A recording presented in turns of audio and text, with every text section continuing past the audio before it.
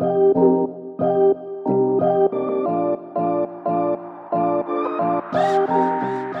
my name is Lucy and I'm with the U-Haul company in Minnesota, and today I am going to show you how to install trailer wiring in a Ford full-size van. If you're going to tow a utility trailer or a camper, anything, you do have to have working electrical by law, and I'm going to show you today why it's super easy to do it yourself. You will need the tools seen here to complete this installation. Alright, so now that we're all set up and ready to go, I like to set up the tools that I'm going to use so I'm not going back and forth. We're going to get to the rear of the van. I am going to locate the factory installed wiring harness. They do a really good job at hiding it and tucking it in and securing it up on top here. We're going to pull it down to make our job easier. I'm just going to pull that off. There's a little slide pin that slides right through there. Super simple to put back. I'm just going to pull some of this wiring out. Ford does a really good job of making sure that it's protected. On our part that we're installing, you'll see that they all have black wiring, but if you turn and look, you'll see that there is a white, which is our ground, a brown, a yellow, and a green. Super simple: brown, yellow, green, and white. Our part comes with Scotch locks, which makes it even more simple. So what we're gonna do is I'm gonna take first the green wire. I'm gonna pull this back a little more. I'm gonna get that green wire in there, like so. And then I'm gonna put my green wire and make sure it's green to the green. I'm going to put that in there. Then you're going to need a pliers. Take that little metal right there and you're just going to push that down, and make sure before you push it down that that wire is in there as far as it can get up there, and that you're in all the way around there. You're going to push that metal down, squeeze it, squeezed, pull, it's in there. Close it up. I'm going to take another Scotch lock. We're going to go yellow to yellow. So I'm going to take the yellow. I'm going to put the whole wire in there. Make it easier for yourself to not have them right next to each other, because we're going to secure this with some tape later. So I'm going to put it up a little bit more. Find my yellow again, push that in there, make sure that they're both in there nice and snug. Grab my pliers, just double check. I'm gonna squeeze that down, pull, it's good. Close that baby up, hopefully. And sometimes they don't always close when you want them to. We'll tape that up later too, so it'll be fine. And then this, you can't quite see it, but it's brown. At least I can't. I'm getting old. Alright, we're going to put the two browns together. We're going to take the Scotch lock and I'm going to put it a little farther down here. Get that whole wire in there. That brown in there. Make sure it's pushed in there really good so you got a really good connection with it. And squeeze.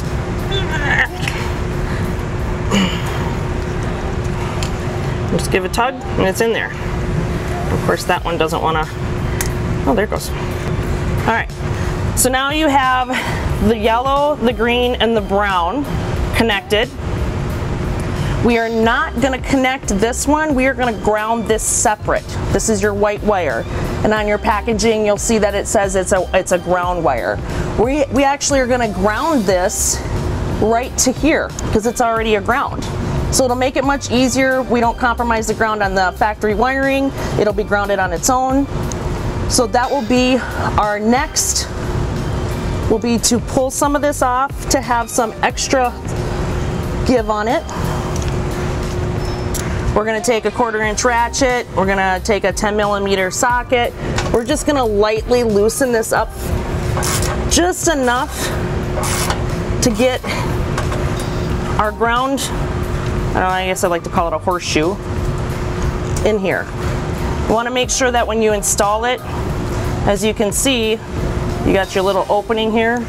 Have it flat to the surface like this. All right, so this bolt here I've loosened up. We're going to gently just spread this apart. You can use your fingers. You can actually just push it up against the bolt if the bolt is bigger, and it'll spread apart, but do it very gently so in that way you don't snap it and break it. This is going to prevent us from not having to drill another hole into the frame to use a ground. We're going to use something existing. So I'm going to go ahead and just slide that in there, and then I'm going to use my socket and I'm going to tighten it down.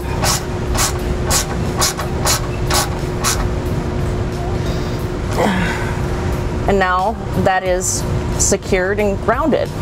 So now what I'm going to do before I start mounting the wiring harness itself, I'm going to re-secure some protection onto these Scotch locks with some electrical tape. I'm just going to start at the wire loom and just wrap around. This will help prevent any moisture getting into your wiring, your Scotch locks getting covered in dirt. Ford does a good job of keeping their harnesses protected in their wiring. We want to try to do the best job to match that when we use it. Just going to run this wiring up, this tape up here a little bit. And now that that's good like that, I'm going to remount this up on the top using this little piece here. Sorry, this little piece.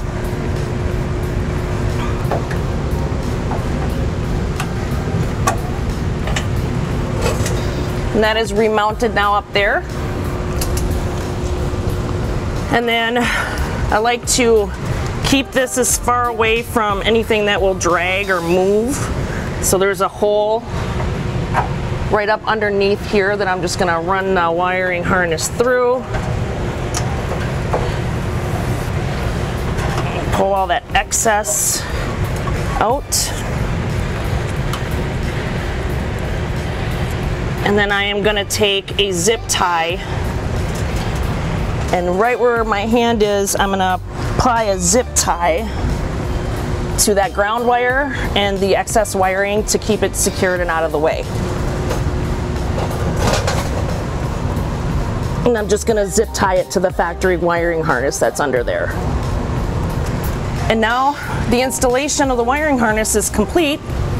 Now that we've completed the install of the wiring harness, we don't want it to just dangle. It doesn't look professional. It can drag. Spend a couple extra dollars and give it a professional installed look. And bracket. On this bracket, comes with the hardware that you need, the nuts and the bolts. Sometimes you get lucky in the existing holes that are on the bumper. You can just line them up too. Other times, like today, we're going to have to drill a hole. I'm going to use the existing hole here. Took a Sharpie marker, drew in there, as you will see very faintly, the spot that I need to drill a hole. I'm going to take my power tool. We're going to take a 7/32 drill bit and drill a hole.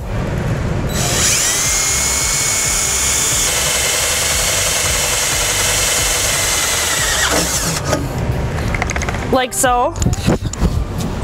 Make sure you wear your safety glasses because metal shards don't feel very good. And now that we have that drilled,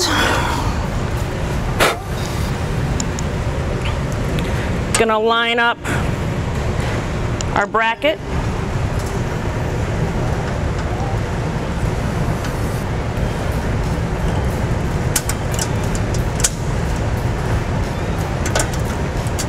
Make sure it went through that side good.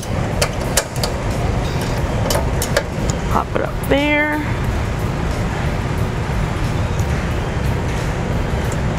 We're gonna take our little nut and screw it on the top.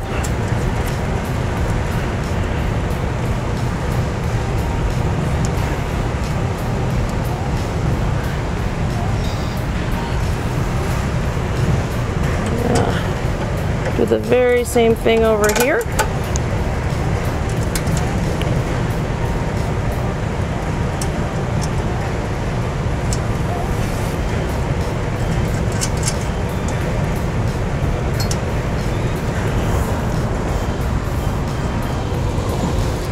And then I have a Phillips head screwdriver and a little combo wrench. I'm going to put the combo wrench on the top of the nut to hold it. And I'm going to tighten it. This hand tight's good.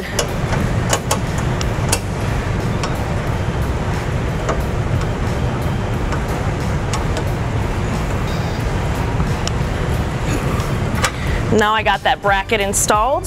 On the wiring harness, you'll see a groove on each side. That is actually designed for a bracket.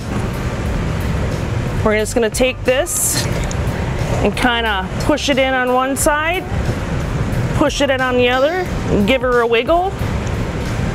And then we are going to cap her up.